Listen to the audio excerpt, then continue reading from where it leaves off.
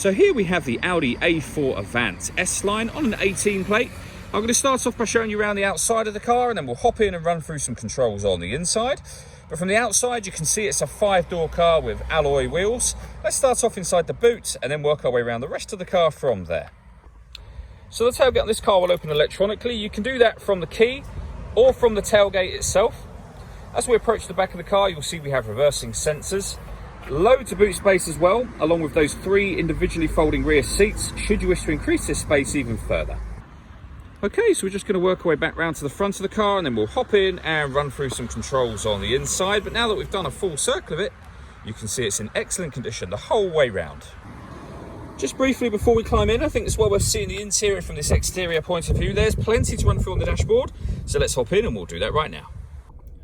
Okay, now that we're inside the car, we're going to start with the dials. On the left-hand side, we have the rev counter, and on the right-hand side, the speedometer. In the middle, you can see the total miles for this car, which are 20,030. Above that, we currently have a digital readout for the speedometer being displayed. You can change the information that's displayed there by using controls on the steering wheel. We're on the driving data menu at the moment, so lots of bits of fuel economy information and trip computer information, but there are other menus available as well, as you can see as I scroll through the top just here. So you can leave it on any one of these that you wish to have it on.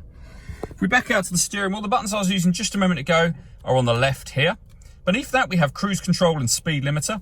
Then over on the right hand side, we have stereo and phone controls. The phone controls can only be used after such time as you pair up the phone, and that is done over in the central section just here under the telephone heading.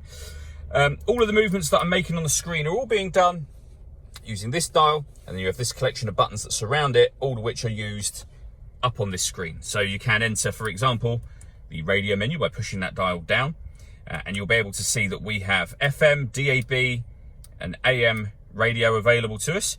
If you want to listen to your own music, you can do. You can go all the way back to the main menu, press media, and under the media heading, you'll be able to see that we have a CD player, SD memory card input, USB input, auxiliary input, and you can stream your music wirelessly via Bluetooth audio as well. And then we have a Wi-Fi there. So loads of ways to listen to your music in this car. We also have satellite navigation. Accessed under that heading, there's a full video showing how it works on our website and also on our YouTube channel as well. Working our way down, we have tri-zone or 3-zone climate control. So you can adjust the passenger temperature and the driver temperature. Rear passengers can adjust their own temperature from the rear of the car. You can adjust the fan speed up and down. Air conditioning is on at the minute, so you can put it in eco or off altogether. Any one of those you'd like it on. Or hit auto, and the car will maintain these temperatures by taking control of the fan speed and the direction of the air for you. You can override it by simply readjusting them manually, and you'll see auto has now gone off on both sides there.